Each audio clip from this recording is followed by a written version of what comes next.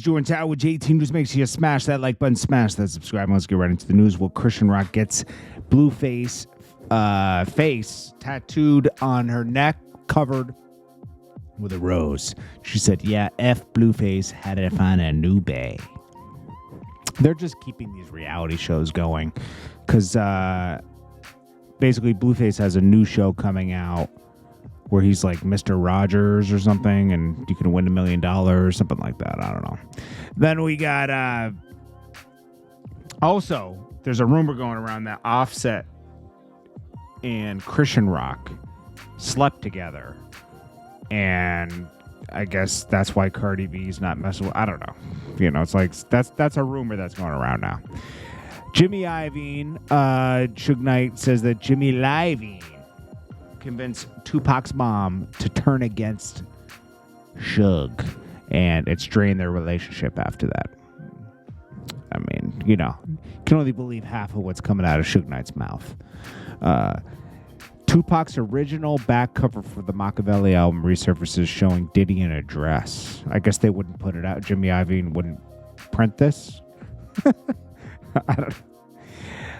Little Baby has a new album coming out soon. Hopefully it's good. I mean, because the last one was pretty bad. I'm going to be honest. It was bad.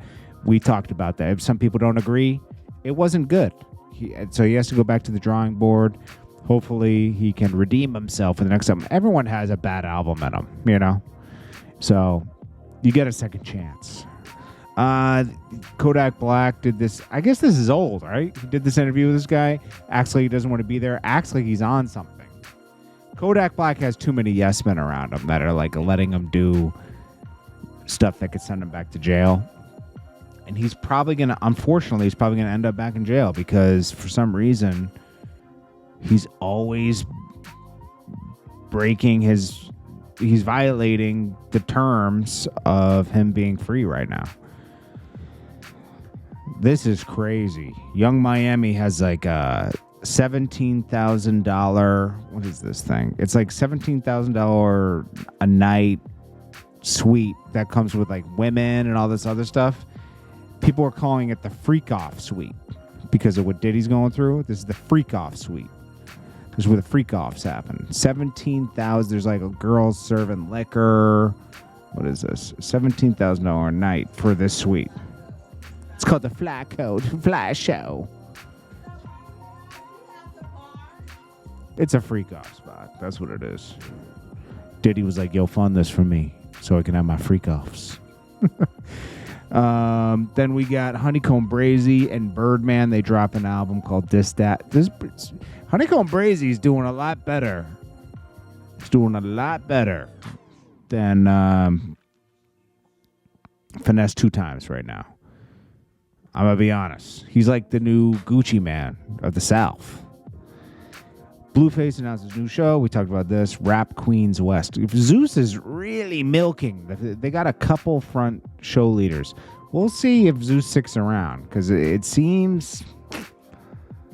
I don't know how they're funding all this. I don't think they're getting the same commercial action as like a VH1 or something. So this is interesting. Kanye West does brunch in Miami at Art Basel and he previews music. This is probably a way for him to find some type of distribution for his album. Nobody wants to distribute it. Nick Cannon drops the most trash freestyle you've ever heard on LA Leakers. Then we got Dwight Howard about to drop a podcast, and he says, it's going to be crazy, the stories I got.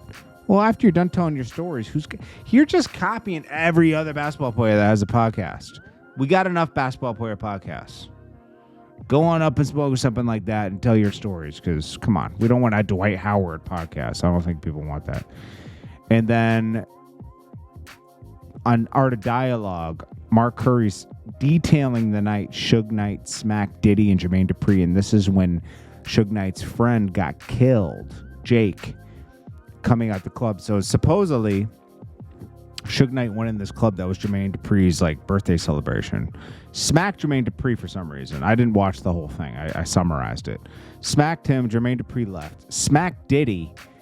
Then they couldn't let it go, so they all went upstairs. Wolf, Jake, Suge Knight, they all went upstairs. They tussled in a room, right?